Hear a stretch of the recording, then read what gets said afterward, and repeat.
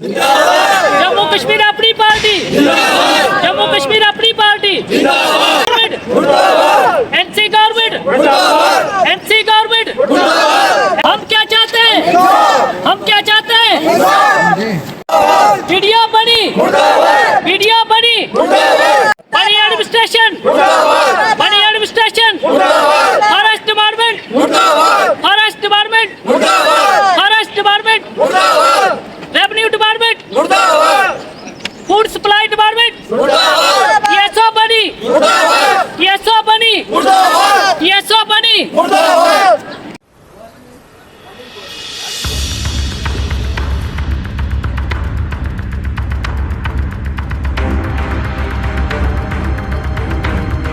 ये सर हमारी मांगे हैं। फॉरेस्ट हमारी, आपको मैंने पहले भी बताया था कि फॉरेस्ट हमारे लोगों की संख्या नहीं दे रहा है। तो मैं डीएफओ साहब के भी पास गया, उन्होंने मुझे बोला कि आप असेंबली में पास करवा के लाओ तो फिर हमें यहाँ से सैंक्शन देंगे, कानून पास करवा के लाओ। अब हम कहाँ असेंबली में जाएँ सर?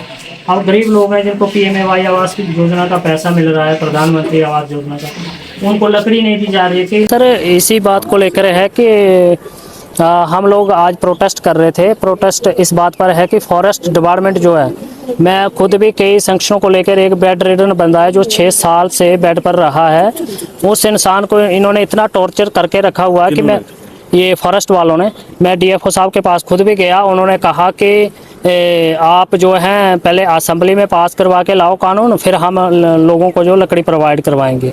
तो मैंने उनको डीएफओ साहब को कहा कि वो जो इंसान है बेचारा पहले से ही बीमार है, उसको पहले से ही घर का जो पैसा आया हुआ है सरकार की तरफ से जो मिलता है PMAY आवास योजना में, तो उनसे बात की तो उन्होंने इस तरीके का बिहेवियर किया। और हमारे बनी के जितने भी सैंक्शनें हैं, जितने भी लोगों की सैंक्शनें हैं, उनको उन्होंने रोक के रखी हुई है। आज मुझे सुबह पता चला कि जिन लोगों की मैं सैंक्शनों को लेकर बसोली डीएफओ ऑफिस में गया था, उनमें से कुछ लोगों को की सैंक्शनों को आज उन्होंने गार्ड और फॉरेस्टर को भेजा हुआ है ऊपर, जहां वो बता रहे थे कि वहां पे पेड़ नहीं है।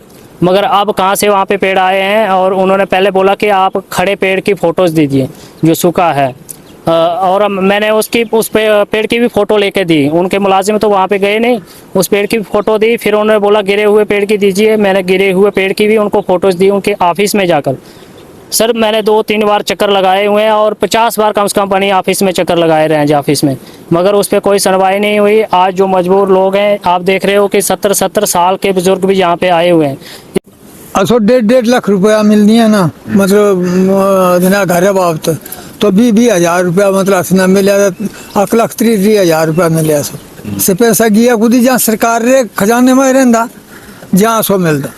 मेरा नाम संतोष देवी है, मैं बेसिकली पंजाब से हूँ, गांव मेरा बांजल में है। तो यहाँ पे सुनवाई नहीं है सर, अगर आप सही पूछें तो जो मेन मुद्दा है सुनवाई नहीं है यहाँ पे बिल्कुल भी। सर हमारा जी मसला है कि हमारा जो बिजली का मसला है, आज 8 साल हुए हमने पोल पनखी घुटू से लिए हुए, तो वो पोल हमने खुद मजदूरी अपनी जेब से दी, 2,000 रुपये के हिसाब से लिया हमने। 7 पोल लिए, 14,000 रुपया मैंने खुद दिया। वो पोल हमने गांव में रखे थे जहाँ पे हमें लाइट चाहिए थी अपने गांव में, तो वो लाइनमैन उठा के किसी को दूसरी जगह पे लगा रहा है ना। तो हमें वो पैसे किसको दिए हैं? पैसे लेबर को दिए हैं। तो लेबर को पैसे तो हमने दे दिए, लेकिन हमें कोई पैसा भी नहीं मिला। वो ना तो तार मिला, ना इंसुलेटर मिला। तो वो लाइनमैन उठा के पोल, बिल आ रहा है, बिजली का बिल हम बराबर दे रहे हैं। दीना सर, हमारे धरोहर में मेन इशू जो चल रहा है वो है सर, मेन इशू जो है PMAY के जो सर्वे वगैरह हो रहे हैं वो अच्छे से सर्वे नहीं हो रहे हैं, उनमें बड़ी करप्शन वगैरह चल रही है। उसके साथ बिजली की भी बहुत सी प्रॉब्लम्स हैं, जैसे कि कई घर ऐसे हैं उनको लाइट उनने खुद अपने पैसे से तार वगैरह खरीद के लगाई है और उनको पोल्स वगैरह नहीं मिले हैं। जब बिजली वाले बार बार उनको जाके तंग कर रहे हैं कि हाँ भाई पैसे दो, सिक्योरिटी वगैरह ये वो, ना कि उनको पोल्स वगैरह कुछ भी नहीं मिले हैं। मेन इशू यही है कि PMAY का जो है ये करप्शन चल रही है, बहुत करप्शन चल रही है, अच्छे से सर्वे नहीं हो रहे हैं। हम डिमांड करते हैं एडमिनिस्ट्रेशन से कि इसके जो है दोबारा से अच्छे से सर्वे किए जाएं, क्योंकि बहुत करप्शन हो रही है इसमें।